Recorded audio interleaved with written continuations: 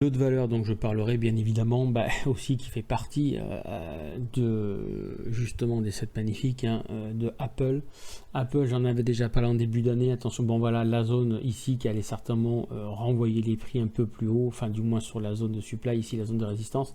Ça a été chose faite, les 244, 248, ça a été chose faite. Maintenant, ce qui est très intéressant, c'est qu'ils ont échoué. Ils ont essayé de tenter de passer cette zone des 276, 280 depuis mercredi dernier en vain. Aujourd'hui, on se retrouve ici avec un avalement baissier sous cette zone-là.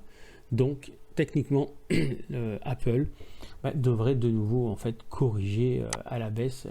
C'est assez pareil. Je regarde tout simplement la montée qui a eu lieu depuis le mois d'avril.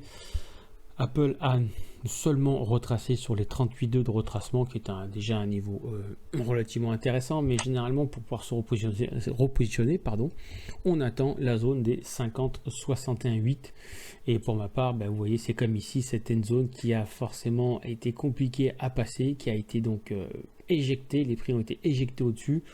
Donc je partirai du principe que le meilleur replacement à faire sur cette action Apple, c'est aux alentours des 214. On pourra peut-être commencer à mettre un pied dedans à partir de 223, mais les 214 est une très bonne zone pour se replacer. Ce qui veut dire que je vois quand même Apple corriger un peu plus et ne pas monter en ligne droite et casser les ATH. Voilà, c'est pour ça que je dis attention, rebond quand même du Nasdaq, qui est tenu par d'autres valeurs bien évidemment, mais voilà, c'est les deux valeurs que je suis quand même, Apple et Nvidia, qui pourraient jouer les troubles faits dans la montée du Nasdaq.